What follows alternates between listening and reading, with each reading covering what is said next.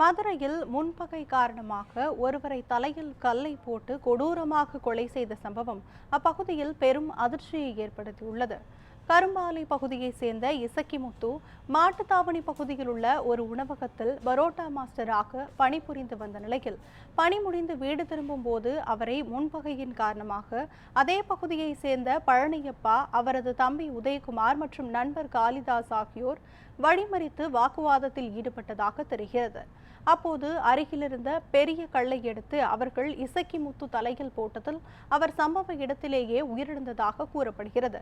இந்த கொடூர சம்பவத்தை பார்த்த பொதுமக்கள் அளித்த தகவலின் அடிப்படையில் காவல்துறையினர் சிசிடிவி காட்சிகள் மூலம் மூவரையும் அடையாளம் கண்டுபிடித்து ஆரப்பாளையத்தில் பதுங்கியிருந்த அவர்களை கைது செய்து விசாரணை நடத்தி வருகின்றனர்.